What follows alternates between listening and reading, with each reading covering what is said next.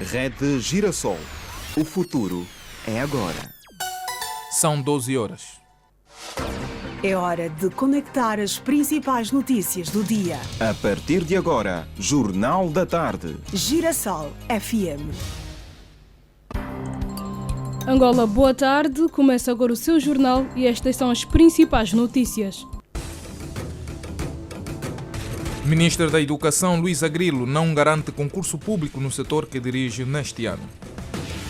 83.722 empresas foram contabilizadas durante o recenseamento de empresas e estabelecimentos comerciais em 2020. No desporto, Palancas Negras empatam 100 golos com a Mauritânia e complicam as contas para a passagem aos quartos de final. Da atualidade internacional, o ministro das Relações Exteriores do Gabão morre subitamente de ataque cardíaco. Trabalham para si no Jornal da Tarde, edição de sábado, 21 de janeiro de 2023. Na técnica, o Galácio Santana. Edição e apresentação de Emília Pascoal E Paulo Mateus. Estamos a apresentar Jornal da Tarde. Aqui, na Girassol FM. 12 horas e 1 minuto. Sua segurança, sua saúde e serviços. Agora, notícias de sociedade. A ministra da Educação, Luísa Grilo, explicou que para este ano não está previsto concurso público no setor que dirige. A governante falava nesta sexta-feira na Assembleia Nacional, onde decorrem as discussões do Orçamento Geral do Estado para o ano de 2023. Luísa Grilo esclareceu também que o número avançado anteriormente está relacionado com as necessidades do setor da educação. Em relação à questão dos concursos públicos, dizer que nós acolhemos as contribuições daqui dos vários deputados que falaram da necessidade da inclusão dos concorrentes aos vários concursos e dizer que o setor da educação tem necessidade de 78.842 professores. Tem necessidade, não disse que vai abrir concurso para 78 mil professores. Atenção, eu estou a repetir, o setor da educação tem necessidade de recrutar 78.842 professores. Isso depende do concurso público e de todas as regras relacionadas com o concurso público. A ministra adiantou que a prioridade deste ano no Orçamento Geral do Estado é a conclusão de algumas escolas. Mas neste orçamento, o que nós priorizamos é a conclusão das escolas que já estão paralisadas há muito tempo. Conclusão, algumas com obras acima dos 80% e outras faltando mesmo só o equipamento dessas escolas. Palavras da ministra da Educação, Luísa Grilo, que não garante concurso público no setor para este ano. Continuando a falar da educação, o setor da educação em Angola continua a enfrentar vários desafios. Angola, em comparação com outros países que subscreveram o Acordo de Dakar, que declara um investimento de 20% dos seus orçamentos no setor da educação, está aquém da meta estabelecida.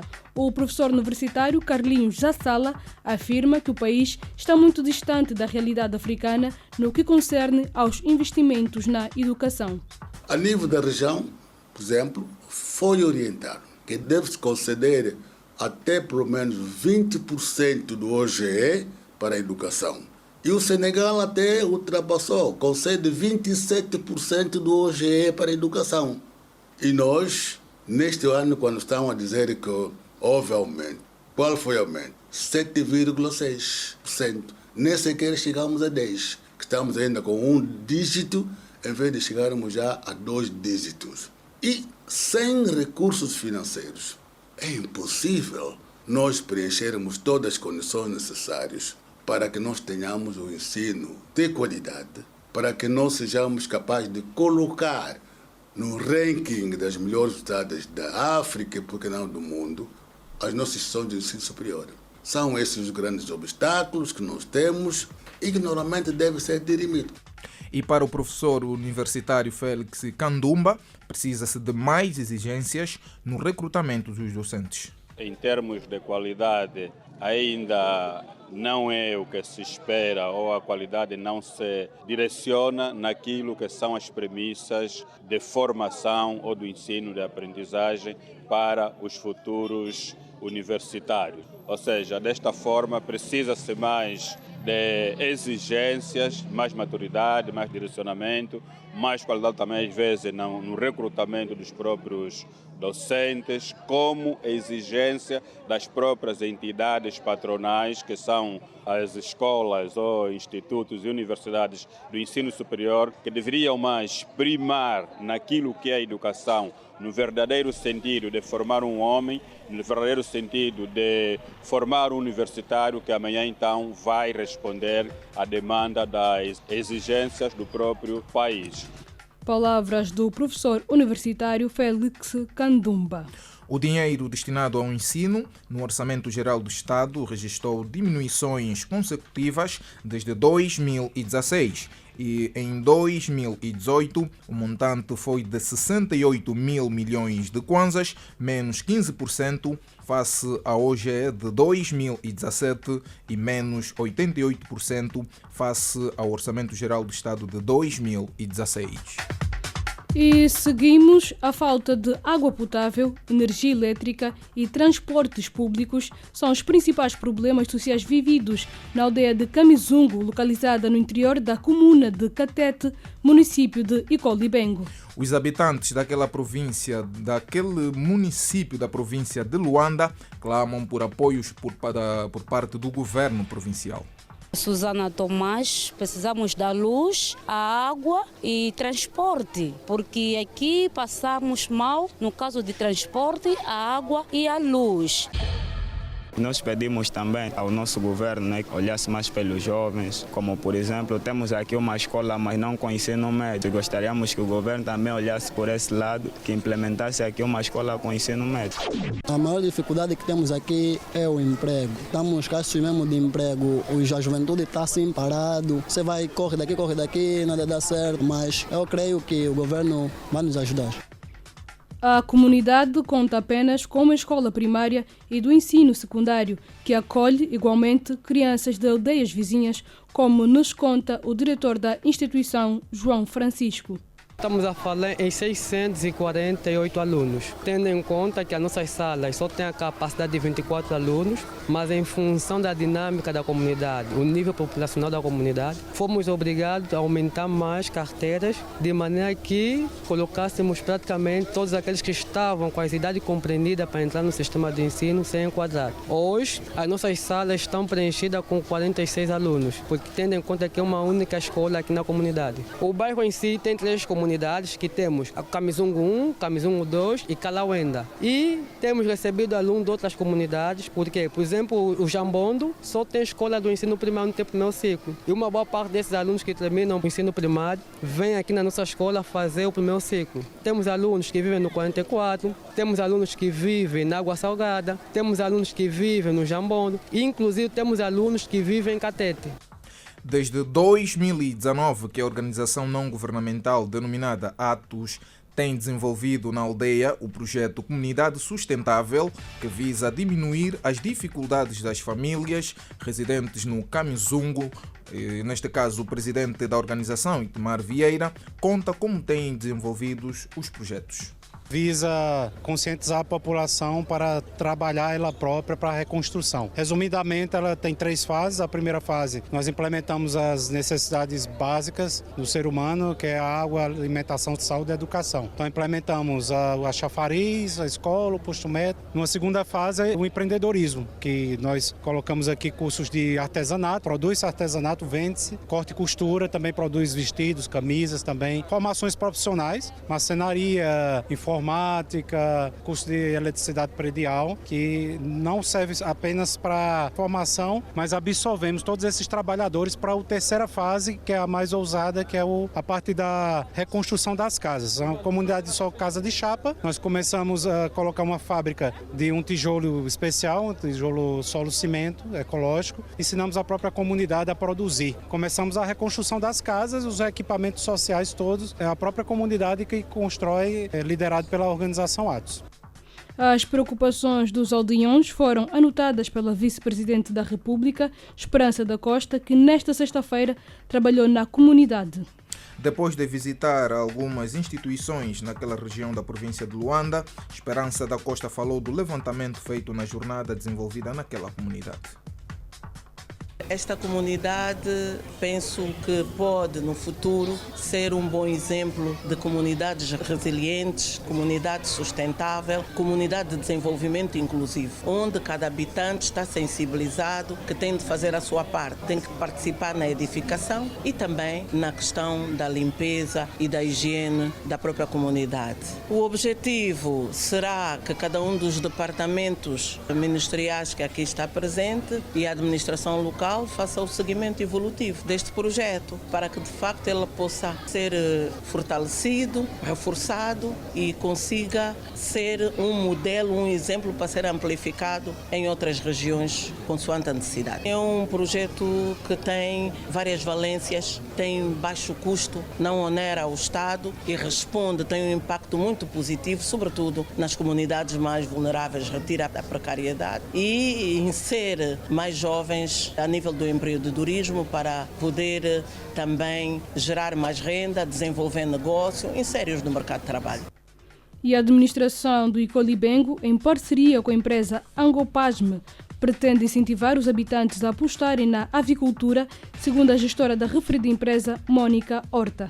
Um kit composto por um bando de 10 galinhas e 2 galos, ração, profilaxia, comedouro, bebedouro. Portanto, temos aqui, então, no âmbito do programa de combate à pobreza, esse kit que será uma grande mais-valia para nossas populações rurais e carenciadas. Estamos a falar de proteína boa, proteína barata, estamos a falar do ovo ou do frango. Portanto, as famílias serão devidamente orientadas por nós no sentido do manuseamento da ração e da profilaxia, medicação. Terão uma estimativa de uma média de 192 cartões de ovos férteis anual, uma média de um cartão semanal. Tanto tem aqui a opção do consumo do ovo ou então da criação de pintos para depois frangos. Ouvíamos a diretora da empresa Agroprasme, Mônica Horta. O projeto denominado Comunidade Sustentável pretende tornar os habitantes de Kamizungu verdadeiros operadores do processo de desenvolvimento da aldeia. Seu dinheiro, mercado financeiro, negócios. Agora, notícias da economia. 12 horas e 12 minutos, seguimos. 83.722 empresas foram contabilizadas durante o recenseamento de empresas e estabelecimentos comerciais REMP em 2019 e 2020. De acordo com a diretora-geral adjunta para a esfera econômica e financeira do INE, Anália da Silva, dos números apresentados neste caso na sexta-feira pelo Instituto Nacional de Estatística, mais de metade das empresas estão centradas, ou seja, concentradas na província de Luanda. O período de recolha do REMP, como já referi, vigorou um ano e depois desse processo de recolha foi necessário fazer o tratamento da informação crítica e que chegamos então a um resultado de um total de 83.722 empresas que exercem atividade econômica no país. À margem da apresentação do relatório, o secretário de Estado para a Economia, Ivan dos Santos, afirmou que os dados do recenseamento de empresas e estabelecimentos comerciais vão contribuir para a reformulação do Programa de Reconversão da Economia Informal PREI 2.0. Com estes dados que o REMP conseguiu nos trazer, vai nos permitir ainda mais reformular o nosso programa de reconversão da economia informal, o PREI, que está já em pipeline, conforme podemos dizer, está no forno a sair com uma versão melhorada, que é o chamado PREI 2.0 e que de certeza vai beber muito dos dados que o REMP nos apresentou aí hoje nesta sala. E para a harmonização do Sistema Nacional de Estatística, o Banco Mundial, segundo Nelson Eduardo, fez nos últimos 5 anos um financiamento de 62 milhões de dólares que contribuiu para a conclusão do recenseamento de empresas e estabelecimentos comerciais.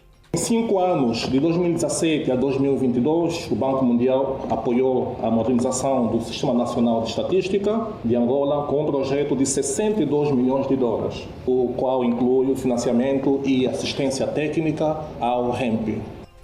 O diretor do INE, José Caleng, afirmou que os dados foram recolhidos num momento difícil devido à pandemia da Covid-19.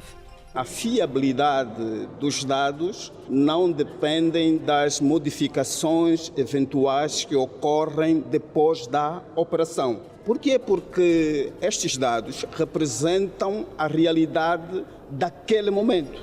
Palavras do diretor-geral do INE, José Caleng, só para lembrar que 83.722 empresas recenseadas, deste número 48% fazem parte da província de Luanda.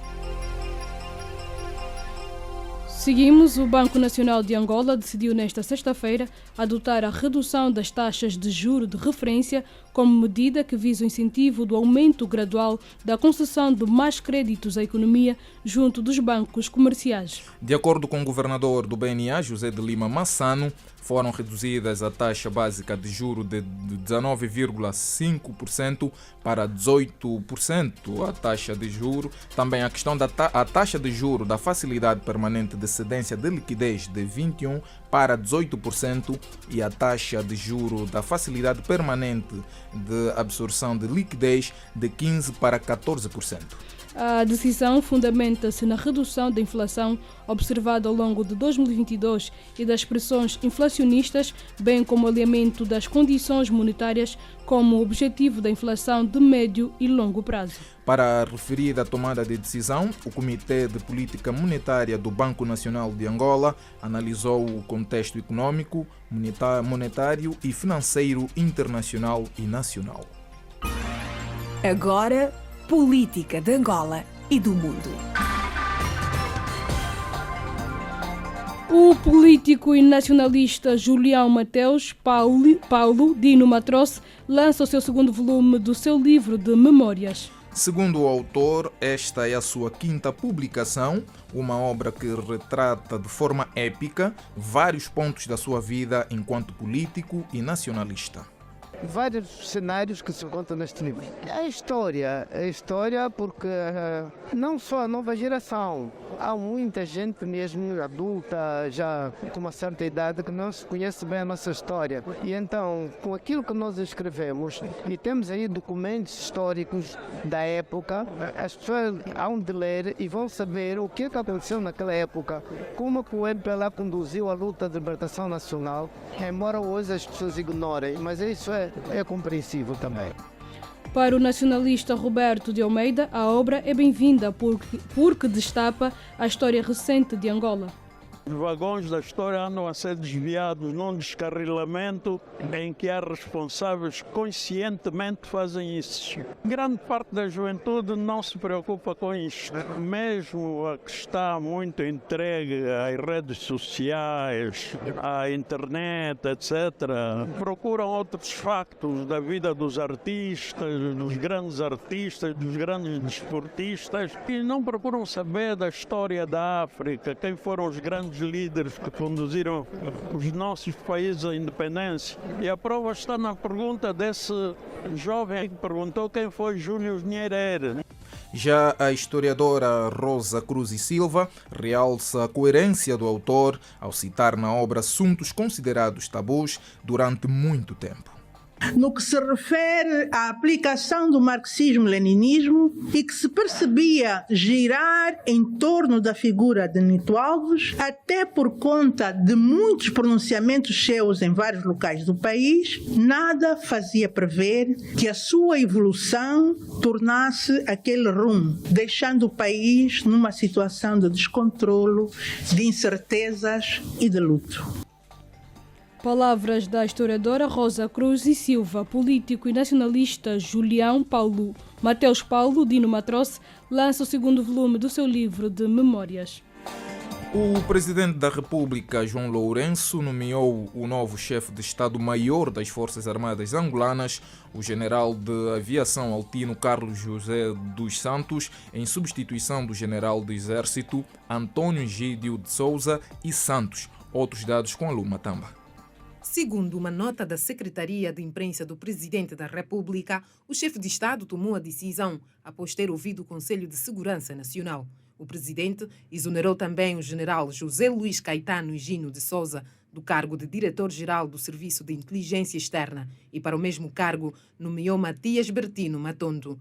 Foram nomeados igualmente os generais João Serafim Quiteculo para o cargo de comandante do Exército, Virgínio Antônio da Cunha Pinto para o cargo de comandante da Força Aérea Nacional, Sequeira João Lourenço para o cargo de chefe adjunto da Casa Militar do Presidente da República. O presidente João Lourenço exonerou o tenente-general Arthur Santos Vinama do cargo de conselheiro do chefe de Estado-Maior-General das Forças Armadas Angolanas e nomeou-o para o cargo de chefe do Estado-Maior-General adjunto para a área operacional e desenvolvimento. Foram também nomeados o presidente do Conselho Superior de Disciplina Militar do Estado-Maior-General das Forças Armadas Angolanas, os segundos comandantes do Exército da Força Aérea Nacional e comandante da Marinha de Guerra Angolana.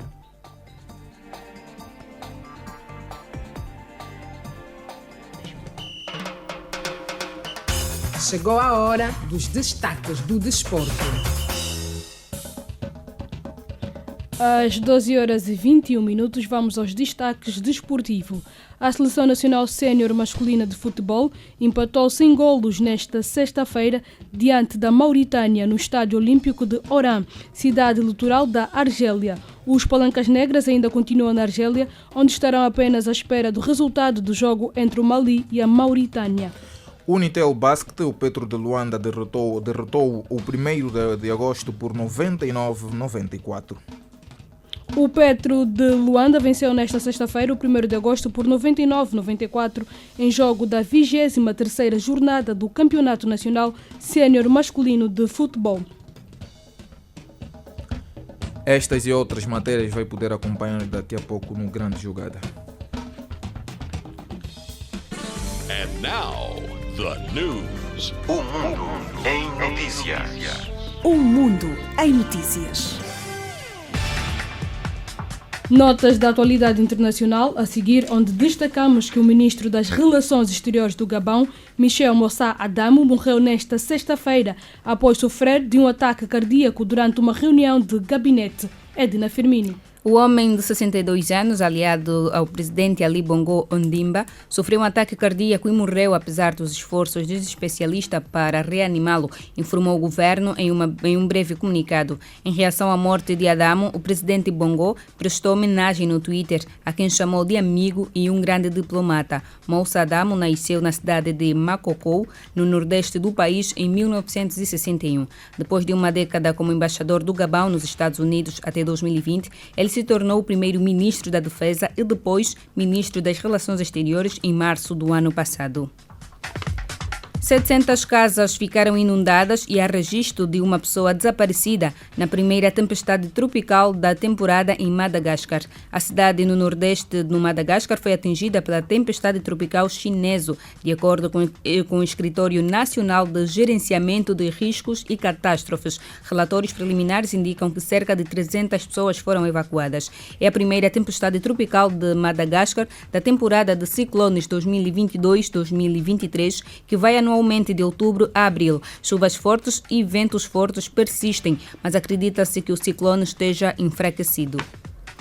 145 passageiros estão desaparecidos depois que um barco motorizado sobrecarregado com mercadorias e animais afundou durante a noite de quinta-feira em um rio no noroeste da República Democrática do Congo, informaram as autoridades nesta quinta-feira. Cerca de 55 pessoas sobreviveram ao desastre. O barco seguia para a vizinha República do Congo quando virou no rio Lulonga na noite de terça-feira, perto da cidade de Bassancusso. Segundo o presidente de grupos da sociedade civil na região, Jean-Pierre Wangela, não há outros meios de transporte atualmente em nossa província e o território de Bankasuxu. Em outubro de 2022, mais de 40 pessoas morreram no Rio Congo, na província de Equateur, em circunstâncias semelhantes. Momento Angola Cultural. Depois de 3 anos, o realizador angolano Funzula Eduardo Genuíno apresenta a minissérie Mistérios da Vida. O elenco da série é composto por atores dos 7 aos 60 anos, entre eles Raul do Rosário, Rita Pires, Aminata Feijó, Mamá África, Ilídio Neto, Cláudia Tavares, Eduardo Cadircana, Sandra Marques, José Rocha, entre outros. Outras da atualidade cultural, Conael Silva. A curta-metragem A Presa, de Nguabi Silva, abriu a 4ª edição do Festival Internacional de Curta-Metragens, FESC-Anda, no auditório do Centro Cultural Brasil-Angola, esta sexta-feira, pelas 17h30. O diretor do festival, Vânio Luís de Almeida, frisou que a estreia do filme A Presa é uma das novidades desta edição do FESC-Anda, em que foi homenageado o cineasta Asdrubal Rebelo. Em concurso, o festival traz filmes do Brasil, de Cabo Verde, Moçambique, da Guiné-Bissau e Guiné Equatorial, além de filmes nacionais. A Presa narra a relação profissional do patrão de uma empresa, o Big Boss, papel interpretado por Sidney Profeta, que, muito atarefado, solicita com arrogância a presença do seu subordinado Felipe no seu gabinete e, com palavrões, abusa de uma expressão popular que o empregado compreende literalmente, o que resulta em consequências inesperadas. O FESC-Anda encerra no dia 27 e vão ser distinguidas 25 categorias, mais 10, comparando com as edições anteriores, em que eram premiadas 15 categorias. Neste ano, foram introduzidas as categorias de trilha sonora, melhor produtor e figurino, entre outras. A cantora germânica Adrienne Hahn e o pianista Richard Everett Daleit animam o Palácio do Ferro em concerto franco-alemão que vai saudar o 60º aniversário do Tratado do Eliseu a partir das 17 horas de hoje. Será inaugurada uma exposição da artista Imane da Silva. Os embaixadores da Alemanha e da França em Angola, Stefan Traumann e Daniel Vosvien, respectivamente, são os anfitriões do evento. Este ano é comemorado o 60º aniversário do Tratado de Élysée, assinado pelo ex-presidente francês Charles de Gaulle e pelo chanceler alemão em 1963. Após 18 anos do fim da Segunda Guerra Mundial, os dois países iniciaram, assim, uma cooperação política e econômica que se desenvolveu até os dias de hoje numa estreita amizade franco-alemã. O Tratado de Élysée criou uma política conjunta franco-alemã que permitiu, entre outras coisas, uma cooperação econômica forte e a criação de uma universidade conjunta. E é com esta da atualidade cultural que chegamos ao fim deste jornal, mas vamos recordar os destaques. Ministra da Educação Luísa Grilo não garante concurso público no setor que dirige neste ano. 83.722 empresas foram contabilizadas durante o recenseamento de empresas e estabelecimentos comerciais em 2020. No desporto, Palancas Negras empatam sem golos com a Mauritânia e complicam as contas para a passagem aos quartos de final. Na atualidade internacional, o ministro das Relações Exteriores do Gabão morre subitamente de ataque cardíaco. Trabalharam para si no Jornal da Tarde, edição de sábado, 21 de janeiro de 2023. Na técnica, o Galáxio Santana. Edição e apresentação de Emília Pascoal e Paulo Mateus. Boa tarde, fique bem. A Girassol FM apresentou Jornal da Tarde.